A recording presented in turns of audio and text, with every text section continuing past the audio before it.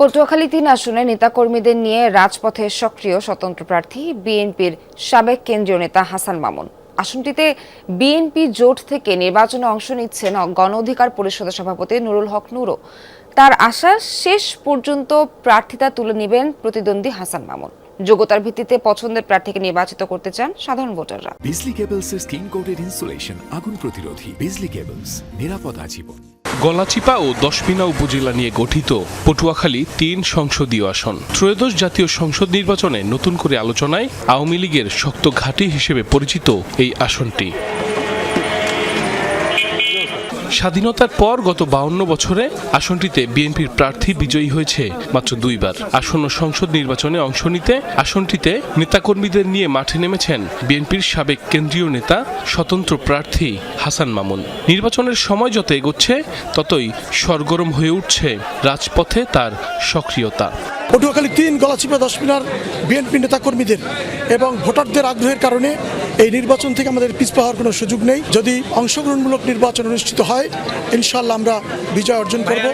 BNP জোটের আসন সমঝোতায় গণ অধিকার পরিষদের সভাপতি ও ডাকসুর সাবেক ভিপি নুরুল হক নুরুও আসনটিতে মনোনয়নপত্র দাখিল করেছেন। রাজপথে নেতাকর্মীদের নিয়ে তারও রয়েছে সরব ভূমিকা। প্রতিদ্বন্দ্বী হাসান মামুনকে প্রার্থিতা তুলে নিয়ে একসাথে কাজ করার আহ্বান গণ অধিকার পরিষদের এই শীর্ষ নেতার।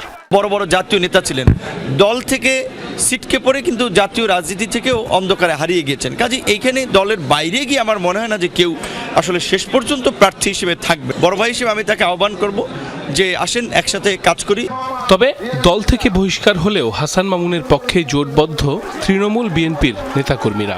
আমাদের হাসান মামুন ভবিষ্যতে এমপি হিসেবে আমরা তারা সংসদে পাঠাবো। দল যাতে মনোনয়ন দান দেয় নাই, মানবেই মার্কা, আমাকে দানের দরকার নেই। মামুন ভাইয়ের জনপ্রিয়তা বেশি এবং সে এখানে নির্বাচিত হবে, স্বতন্ত্রভাবে সে নির্বাচিত হবে। চাষি, মজুর, শিক্ষিত, অশিক্ষিত এবং অফিস আদালত সব জায়গার লোকজনই ওনার প্রতি একটু আকৃষ্ট।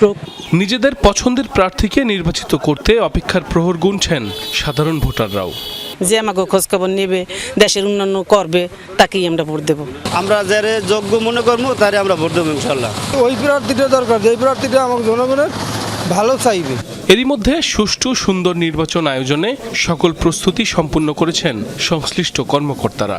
অবাধ, সুষ্ঠু এবং নিরপেক্ষ নির্বাচনের পরিবেশ তৈরি করার জন্য যেই প্রস্তুতি গ্রহণ প্রয়োজন সেটি আমরা ইম্পার্শিয়ালি করছি।